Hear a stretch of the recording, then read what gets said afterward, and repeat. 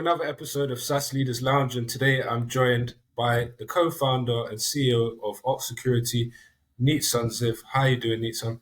Great. Great to be here. Thank you very much. It's a pleasure having you. And how's the weather over in Israel at the moment? Well, it's shiny. It's 25 degrees Celsius. Sky's blue. Super optimistic. I'm really jealous where I am. The weather is very gloomy and grey. I'm in London at the moment, so I wish I could be in the sunshine with yourself. And I noticed you've got a busy schedule ahead of yourself, and you're also going to be talking at a cybersecurity event in Israel before joining the prestigious team of Team 8 over in the US to share your insights about the industry.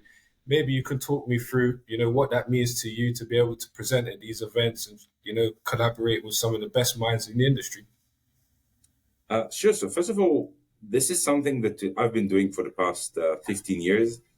I think that we are uniquely positioned to be able to talk with a lot of different people, a lot of different prospects, get their opinion, what works, what doesn't work, what are the threats, what is going on in the industry. And when you're working for one company, you usually see the depth of that company, hundreds of customers, to be able to have this discussion broadly and provide this knowledge and disseminate it with everybody that we talk about. What's going on? What are the challenges? What are the roadblocks? What are other people doing?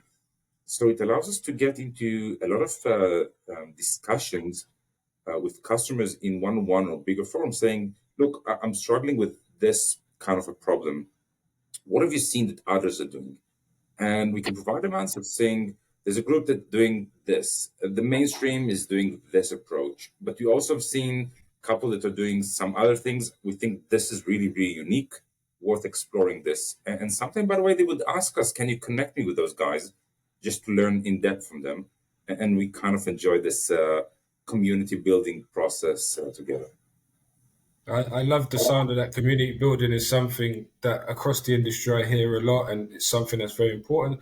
But you mentioned you talk to hundreds of customers and you understand, different approaches and challenges that they're facing every day. Is there a specific set of stakeholders within these businesses that you're really connecting with on a frequent basis to really understand those problems? Yeah, so we are a cybersecurity company. Specifically, we are an AppSec company. So cybersecurity is a big industry, and inside of it, it is divided into different categories. So there are people that are talking with the security operations center, with identity, with networking, with cloud, and we're talking with the guys that manage the application security for organization. So we kind of know what's going on in the development side in terms of security, in application security, in security architects' point of view, in CISOs, especially in focus on our prism of work, but meaning it's a broad spectrum of audiences within the organization. Amazing. And when you do speak to CISOs and the leaders of development teams, would you say that a lot of the lags in development or breaches are caused 8 out of 10 times from leaks in the coding? Is that something that you would agree with? So there are many different reasons for breaches. Yes, application security and software supply chain has a fair share of that stack. The challenge is that it sounds like, it's one thing, but the actual problem it is that it's a very, very long tail of issues. So it's not that you have one problem and now you need to address that problem. It is broken down to hundreds of small problems. And when you've got one problem, it's relatively easy to say, I'm going to fix it. When you've got hundreds of small problems and the probability of you encountering one of them is not that high, then it's very hard to fix those kinds of problems. What's unique about the space that we're working on, it's one of the most unstructured industries. So numerous vendors, numerous programming languages, numerous cloud vendors. So it's very, very hard to just understand the amount of combinations that you can have for a threat. And this is what we're trying to help people just understand this complexity and say, we understand how do we take this unstructured world and make it something more structured, make it something that is more predictable. And that's that's one of the things that we enjoy in this journey. Perfect. And for many that don't know, you've been in the industry for a number of years, maybe over 20 years. You started off in software development before, joining the IDF, moving on to more of a software focus. And where within the AppSec space, of course, you're close to code and continuous integrations development. So my question to you is, how did those experiences early in your career help to shape your passion for building your own business, and how did you use those experiences as a developer and the challenges you faced then to kind of create this solution now? Oh, it's a great question. So I think that I started coding for money, I would say, age of 15. So I had worked a few good years, I think close to 7 or 8 years as a coder before I wanted to do something that is more on the managerial side. What I liked about that is that you've got a lot of freedom to create. Now, this allowed me to understand the way of thinking. So whenever I encountered later on discussions about technical aspects and designs and so on, it was very natural for me to be engaged in those conversations. Then after this period of time, I had my first startup where I came with a lot of technical knowledge, but then I started having more and more of the sales aspect. So I was really focused on understanding customers' problems instead of trying to solve those problems for them. Meaning, we had people that have done more on the coding side. What I focused was really trying to understand why they're thinking like that. Because we knew internally that if we'll understand what we need to build, we'll build it, and we'll build it right. Unfortunately, it wasn't that of an amazing year to start a startup, and it kind of went into the 2009, 2008 crisis. So sometimes you just need the right timing. But then when I moved to Checkpoint, it was very easy for me to also get a large development group and be fluent in the language and manage it and grow the business in a very, very unique way. So definitely building strong foundations, first on the, I would say first on the technology and then on the sales side for a good 7 years and 8 years on technology, created a solid foundation to start actually the first real managerial or higher level managerial level position. Thanks for sharing that. And I've seen this time and time again. There's so many amazing founders that have come out of Checkpoint, so there must be something significant that they're doing there, and which enabled all of you guys to really develop those skills and passion for building your own business. But at your time at Checkpoint, or even in that first startup you mentioned that you had for quite a few years, was there a memorable moment that really helped to shape your approach to cybersecurity and take that step of faith? So first of all, Checkpoint is an amazing place. I enjoyed working there. I enjoyed the people. I enjoyed the culture. It was my home for 10 years. It's the longest I ever stayed in one place. So definitely it's a great school. I think the technology is amazing and the progress is amazing. And my direct managers were simply amazing figures. They taught me a lot about discipline. They taught me a lot about thinking short and long. So for me, it was simply a home for 10 years. And I owe great thanks to both of my direct managers. Thank you for sharing that. And you was the vice president of threat intelligence, which obviously is a massive piece of cybersecurity at the moment. What was there any specific, focuses that you had there leading that team, which you was able to transition and bring some of those knowledges to your new business, Ox Security? So from Checkpoint, I think that what we really learned are the industry's principle. When you zoom out and watch the industry for a few good years, you understand kind of what is the motion that the industry goes through. It's not about a specific technology or an idea. It's zooming out, where do you see consolidation? When do you see innovation? When do they get back together? What are the potential moves? And when you watch a very, very, I would say, red ocean market, and you see the competitors, what are they doing there for a few good years, you get a broad perspective about how can you do something that is unique? How can you approach the market in a new way? What are the things that you should really create more emphasis on?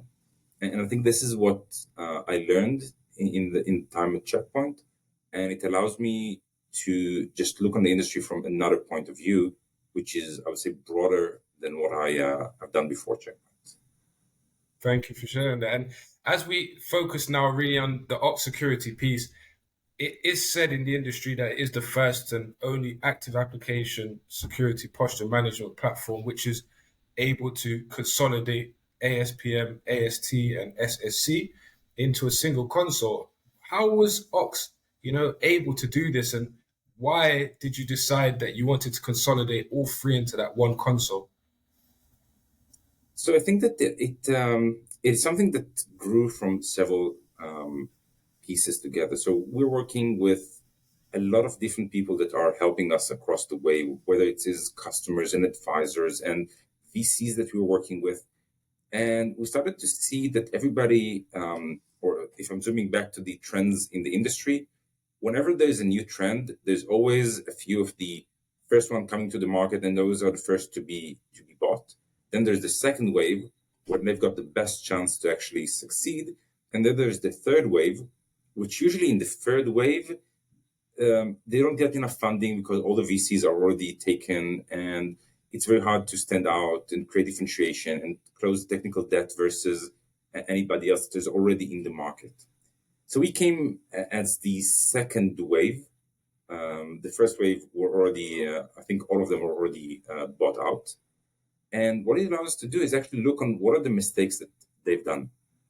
And those mistakes led them to a place that they were not able to scale sales and get to hundreds of customers.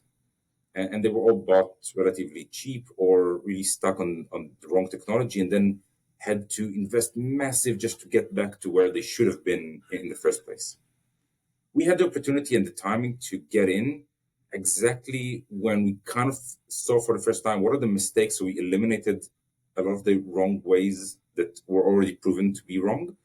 It doesn't mean that there is just one way, but there's now a clear understanding where should we go.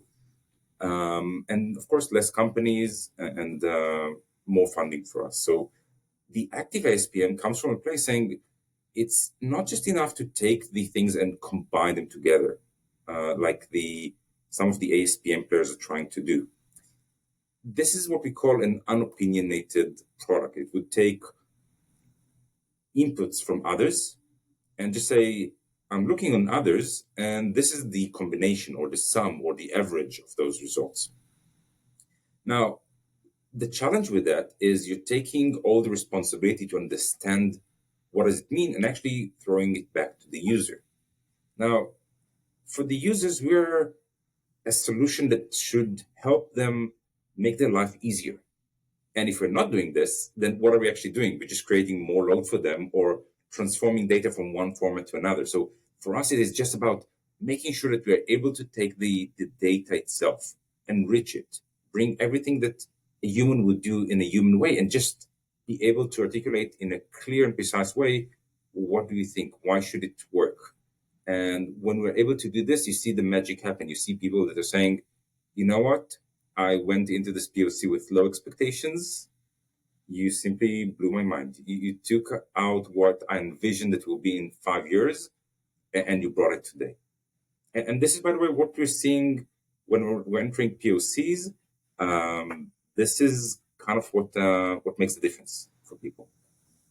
So it's clear to say that, the voice of customer is a crucial piece in continuously developing the solution that you guys have, but also learning from, the first wave of companies in the space, what they maybe could have improved and done differently.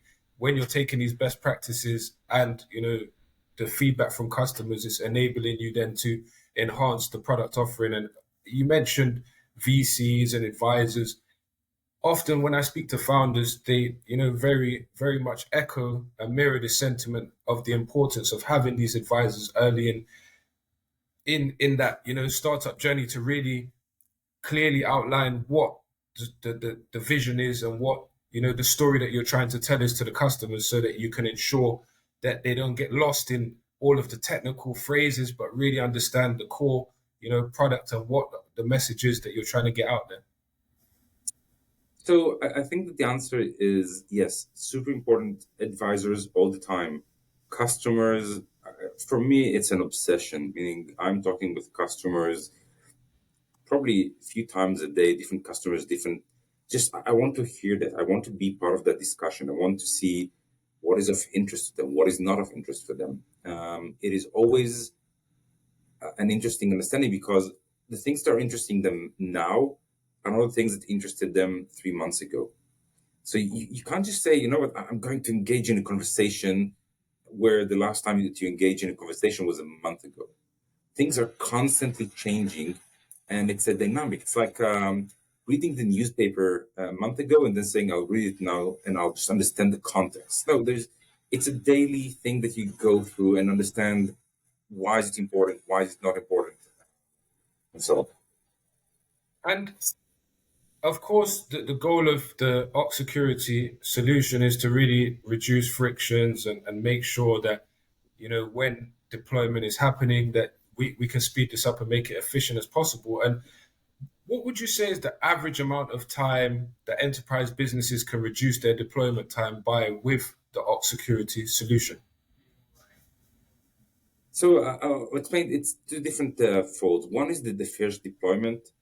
Usually during the first POC, it's deployed, meaning it's the deployment itself is really, it's not a big issue. Where are the two big issues? One is that we get to customers that say, you know what, your current solution covers 90% of what I need. I need additional 10, and it looks like this, and this. And then you're starting to get requests, and we're trying to have a discussion with them saying, does it make sense? Meaning you need this, this is unique, this is we've seen in other places, and just negotiate with them. What can we give you right now? What will be later on? What can we commit? What we can't commit? That's really number one. The second thing is when people look at us and say, you know what, you have a big claim, and you're probably the first and only one right now in the market with such a claim. If you can prove that claim, then definitely we're going to be your advocate. Now, in order to do that, you kind of need to understand how the customer is thinking about their asset deployment. And if they're saying, look, this is where we are right now, and we need to go right here, they don't want a product. They want somebody to be part of their journey and help them with this way. So some of our customers, we reduce their actual work by over 95%. Some of them, by the way, 98%. We're simply saying, look, you need to distinguish between things that are more of a security risk, things that are more a security hygiene. Now, there are two distinct phrases. One says, if you don't do this, there is a chance that you're going to be hacked. I don't know when, I don't know what probability, but there is a path to do that. The other one is saying, or hygiene is saying, look, in reality, you've got somewhere a vulnerability. It is not exposed. It is not right now with a major risk, but it can be used as a second line of attack. So it is not an immediate risk. It's something that you should definitely fix, but not right now. You've got still 10 things that are way more important to fix those. So it allows you to focus on what is important. And some of the organizations that work with us saying, with your abilities, we're able to focus right now. And over, let's say, in that specific case from yesterday, over 300 developers, we spent X amount on security investment, and we were able to reduce it to 10% of what we needed for a period of time, because we were able to manage the risks. And I think those are the kind of things that when you're entering the equation of security, it's not about finding all the risks. It is allowing them to enable the business, meaning security is all about making sure that you are able to enable the business. Security is not a cost center for organization. It is, think about it, that a bank wants to do online transactions and they don't have cybersecurity. So they cannot move into that world. But let's say that another bank says, you know what, I'm going to do this. I'm going to invest in security and now I can do online banking. So of course, this online bank is going to have an advantage over banks that said, you know what, we do not want to do online banking. So security becomes an enabler for new technologies. You've got AI right now. So if you're saying, you know what, AI is too risky, I'm not going to use it, and your competitor is going to use this technology, it means that in the long term, you're going to have a disadvantage. And security is a way to ensure that you're able to use new technologies, and for managers and business owners to take the risk and say, you know what, I trust this. It is not a risk that is going to kill me because somebody already vetted the technology and implemented the right controls. So we'll be on the safe side. And for us to be able to help this group of people, that the risk officers that on the day-to-day need to make those decisions, I think it's a privilege for us to be part of this ecosystem. I agree, and you really explained it very well and simplified it for those that don't understand it. You mentioned, the example of the bank and, companies maybe integrating AI. I guess that is and has been a hot topic maybe over the last 18 months or so, even into today. What do you envisage from a perspective of security and AI being integrated into all of these tools? Do you see it being something that will take time to really eliminate the risk of, abnormalities or hallucinations as such when you're embedding it into your solutions? So the interesting thing is, when I first did my work on machine learning a few good years ago, I asked the same question, can we get to 100%? And somebody told me, no, we'll never get to 100%. Said, why? Just explain to me the logic. And he showed me an example that made me think, saying, okay, here are 1,000 characters or letters, so it was digit in that case, that people wrote handwriting. Now, we ran it through our machine learning, and it analyzed everything, and it's about 98% correct. Said, okay, what about 2%? Said, you know what? I'll have you look on those numbers, and you tell me what do you stand here. And we're looking at those numbers and saying, is it a 6? Is it a 2? Maybe it's a 0. And when I understood that I can't even classify them manually, said, okay, I understand that where it becomes hard. There is simply a percentage that human is not 100%. Human is going to do 90-something%. And when we're expecting something that learns from us to do more than we're able to do and our best, it becomes tricky. And I'm not sure we're getting there yet. I agree. There's always going to be an outlier, just as with humans, there's that, possibility of making an error or mistake. If you're training the computers to mirror your sentiment and your thought process, they're going to have some margin of error. It may be a slightly smaller margin of error, but I guess it will remain. Nothing will be perfect, not for the near future. It will take time to enhance and improve. But I'm sure, with the right amount of data and information being fed to this over time, I'm sure we'll get there. But it's for those companies willing to be the groundbreakers in implementing them very early. Look at companies like ServiceNow. Bill McDermott, the CEO and president over there, he talked about how they've been able to, take ARR revenue just from AI-driven workflow platforms to over $1 billion. So some companies are embedding it very early and making, a lot of profit and gains from it from their customers, and others are, very hesitant to follow the lead. So it's for decision makers and business owners to make those decisions and go through the trial and tribulations of implementing them. I agree, but just, yeah. No, I'm saying I completely agree. That's the direction.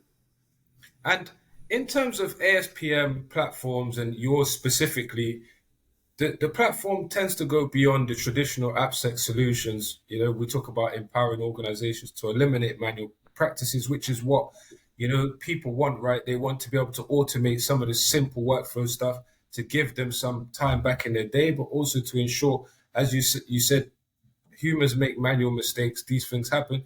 So if you can embrace those scalable solutions, companies should be able to save time, resources, and eliminate risk. How would you say Ox Security are kind of implementing this as such to help customers to reduce, the manual practices and ensure secure deployment? For us, it is built on three different layers that we see different kinds of struggle. The first one is, how do I get to the place that I understand what am I fighting against? Because if I'm going to convince you that one of the hardest problems is just open source, then that's great. But open source is just one attack vector. There are way more. And if you invest everything that you've got just in open source, you're protected from open source, but you're exposed to others. So instead of thinking in silos that you need to just go, you need to think about it as the attackers. And attackers don't think like this. They're thinking like this. Now, what is vertical versus horizontal thinking? So the attackers, the way that they're thinking about the equation is saying, how can I do reconnaissance? How can I do initial access? And just move through the steps one by one until they can make an impact. So we're part of a group that created the OSCAR framework, which is the Open Software Supply Chain Attack Reference. And it is the first time that anybody maps all the attack vectors that are done in software supply chain. Now, what this allows us is to have a very, very unique point of view saying, how do attackers think about this? How do they go step by step? And from there, we can go to the next step saying, how do we prioritize it? Meaning it's not about having a technology that can do X or Y.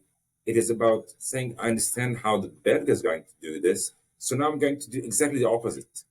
Thinking about how he's going to do it, and then how do I implement my countermeasure? So that is kind of the principle. So where do we reduce time? If we know what is possible and what is the landscape, now we can create automation saying, if it's doing this, this, and this, then the next thing that we need to do is respond in this way. So it's actually building response over again. And if we look at pipeline bill of material, how does that tie into the whole solution and help to, streamline things for potential customers? So the pipeline bill of material is our way to look on everything that you've got inside your organization, map it, and create a bill of material of everything that every build goes through. So we know what's the code, who are the owners, who are the developers, what did they go through, what are the scanning, and it allows us to tell a story like never before. This is really, really powerful way to understand everything in your organization, that nothing slips away, which is blind spots. As you know, it simply means you've got areas that are uncontrolled within your organization. And when you're sitting down with customers and stakeholders, do you find it pretty easy to identify these blind spots? Because as you know, every company is different. Those blind spots will look different too. So for you, when you go in and you're analyzing, the situation as it is and how you can add value to the organization, do you find it pretty easy to identify these blind spots? Oh, yes. The blind spots themselves are relatively easy to identify. The problem is a bit different. The problem is that it creates the sheer volume of items that you need to deal with is simply enormous. So the items itself are usually, you're aware of them, that they're part of a huge ecosystem, and it's really hard to notice them. So it's like a needle in the haystack rather than, I don't know about them. It's a mix of both, but since there are so many details, you just need to know where do I focus from the assumption that I know everything. Great. And in the past, I've heard you mention that to the community specifically, that security needs to be integrated from the foundation up. So in your own words, could you maybe elaborate on what that means to you and for customers when you're talking them through building the security from the foundation up and what they're looking at to ingrain it into their software development processes? Yeah, so the easiest analogy would be baking a cake. and forgetting the sugar. So then you would say, okay, you know what? All we have to do is just take a pound of sugar and just sprinkle it on top. Of course, that's not going to be the cake that you wanted. I think that if you're just saying, okay, I'll do the cake without the sugar, it's just like developing without having security in mind. So it is the same as doing something without thinking about scaling and about maintainability and quality assurance. I think that doing it without security is a more simplistic point of view. I would say less mature in the complexity level.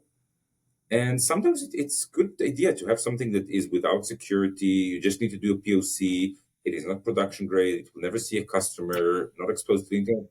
Great, run as fast as you can, meaning the idea is to get to the goal as optimal as you can. But then let's say you've got very important assets that you're exposed to. Let's say that you've got the access to a banking system behind your system. And now you're saying, no, I'll just run fast. And now you're the entry point. So the amount of accountability that you'd be holding as an owner, as a developer, is huge. And if nobody explains this to you, then you're really in a tough position where you might be the source of the breach. And I've been in places and talked with people that were the source of a breach. It's something that they're going to carry with them for a lifetime. So it's definitely not something that I would recommend skipping in more important things of development. POCs, go for it. Production grade, I would consider it in a different way. And is it a common case for you that once you do the POCs, there may be a requirement to go down the path of doing a proof of value and maybe going a bit deeper into the layers with the customers? I guess especially when working with the larger customers, you maybe need to present more information around the proof of value rather than just a concept for them. So the answer is yes. Sometimes during the POC, customers would get to the point saying, okay, we kind of got the hang of it. So why don't we play with it for a while? And so, look, guys, I think that, we can give you 2 more weeks, but in reality, it's a proof of value. If you've got any concerns, let's focus on them. If you think that you just want to play with it more, I think this is the wrong idea for a proof of value for us. This is, in reality, you're playing with the product. You're not playing with it for a proof of concept anymore. You actually want to see how does it feel. So you're trying for a try and buy. So it's a different mentality, trying to understand, are you looking for proof of value or are you trying for a try and buy? Different aspects. Neatsun, I would love just to find out about any product development plans you have for Ops Security and if there's anything exciting on the horizon for you and the team. There are always things that we're releasing. Some of them are already going to be released over the coming 2 weeks. So I can't give you a heads up. We're saving it for the larger announcements. So the idea is that we've got so many talented people around here that are doing amazing research about the topics that we are headed towards. And we're constantly releasing new content, meaning on a weekly basis. Exciting. And is there any emerging trends or developments that you see within the ASPM space specifically that you're excited about and envisage Ops Security adapting those changes with as well? So I think that the ASPM market is really young, meaning it is a market that was defined in reality just a year ago in a semi-formal way. Meaning the term has been with us for 5 years, but in reality it was semi-formalized just last year. And this formalization, I think, will go for another round of iterations over the coming, probably say, 2 years. I think that the important thing is right now just to understand what is the challenge that as a customer you're trying to solve. And when you're solving this problem, saying, okay, how does tomorrow look like? What is the transformation that you're going to provide me? I understand how does today look like? How does tomorrow look like? What can I do more? How can I provide more value? How can I enable new technologies with this? And if you're looking on the major changes that we had over the past 5 to 10 years, it is moving from building products once a year to once a quarter to once a week to a few times a day. And this became way faster than any human can do. So now it is really about making sure that you're able to close the loop, provide feedback to the developers. And I think that if you're able to provide good feedback, reliable feedback to the developers, I think this is one of the reasons that we see great feedback, especially from developers. I agree, and the innovations can move quicker with the times and take into consideration those feedbacks from not just the developers, but also from customers. And as we move just to before the quick fire questions, I just wanted to ask you as a founder, how important was it for you to have a co-founder when starting Ox Security, and what lessons, did you and Leon learn early in the journey with Ox Security? So I think that having more than one founder is critical for the next company. Hopefully, we're going to have more co-founders in the get-go. So I think that we have here a great team. Hopefully, we'll have the opportunity to do more of those journeys in the future. So definitely, I would recommend more than one founder. Perfect. And what would you say was the biggest lesson that you learnt along your journey as a startup founder? Wow. I think the broader learning is keep learning. Always know that the industry is changing, and what you knew yesterday will not carry you along. You constantly need to learn. You constantly need to innovate. You constantly need to enhance yourself to be fit for tomorrow. So definitely that's the more, I would say, robust learning, and it drives a lot of smaller learnings. And what would be the most interesting cybersecurity related challenge that you faced recently? So just a few days ago, we had the breach into, I would say, one of the Linux distributions that injected a malicious code into it. I think that was a very, very sophisticated, very interesting in terms of, I would say, in terms of the operations that the threat actor performed. I think that there are a lot of learnings to do from this, and there's a lot of focus to gain from it. It's something that when you think about it, it shows you that the industry never rests. I agree. There's always attacks that you need to try and protect against, and it's an ever-changing, dynamic place that we're in day by day. We see these threats, and we want to try to absorb them and stop them as quickly as we can, so we don't see the next solar winds, etc. But as we move to the quick fire questions, the first question I have for you is, what would be your favorite animal? Dog. Okay, and you expected an ox. Pardon? I'm saying you expected an ox as an answer, right? Yes. But you said dog, and I guess many people are either on the cat or the dog side. And in terms of a top book that you were reading when launching Ox Security, is there one or two books that you can think of? I think that I really like the Lean Startup. It provides a good fundamental saying, think about it really tight. And the second one is Be Obsessed or Be Average. I really like that book. It's more, it gives you the fundamental to say it's okay to be obsessed with a problem. It is okay to do it constantly. It's okay to have this noise in your head constantly saying, how can I do this better? And not just settle for something that is the industry standard. It is a great book, and as you said, it kind of enables you to feel confident that you can keep pushing the boundaries in what you're doing. And what would be a go-to activity to relax for yourself? So for me, windsurfing.